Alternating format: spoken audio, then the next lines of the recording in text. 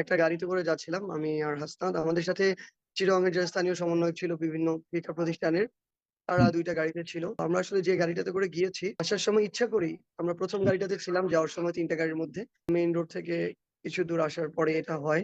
একটা ট্রাক এসে আসলে ধাক্কা দেয় গাড়িটাকে। যে যা গিয়েছে গাড়িটার উপরে। কিন্তু এখানে ইন্টারেস্টিং কিছু বিষয় আছে। গাড়িটার মালিক যিনি পাওয়া গেল আরকি ড্রাইভারের উদ্ধৃতিতেই। ড্রাইভার বললেন যে এই গাড়ির যিনি মালিক উনি একজন হচ্ছে জুলাইয়ের হত্যা মামলার একজন আসামি। এবং পাশাপাশি হচ্ছে উনার কাছে আমরা আচ্ছা। যখন জানতে চাইলাম যে আপনি কোথায় গিয়েছিলেন, কি কাজে গিয়েছিলেন, ডকুমেন্টস কি? উনি বলল যে কোথাও হচ্ছে উনি মানে মাল আনলোড করতে গিয়েছিলেন। সেরকম কোনো ডকুমেন্টস উনি উনার জায়গা থেকে দেখাতেও পারলেন না। হুম, সর্বশেষ ডকুমেন্ট যেটা মাল মানে আনলোড করা এটা অনেক আগে। তারপরে আবার তিনি একেক সময় একেক কথা বলছেন। তো হুম। এই জায়গা থেকে মানে এটা সন্দেহজনকই অবশ্যই। সামগ্রিকভাবে আসলে উনাকে তো তাকে তৎক্ষণাৎ গ্রেপ্তার করা হয়েছে? পুলিশ, জি, পুলিশ সাথে উনাকে গ্রেফতার করেছে। জিজ্ঞাসাবাদের জন্য আমরাও জিডি করেছি আমাদের জায়গা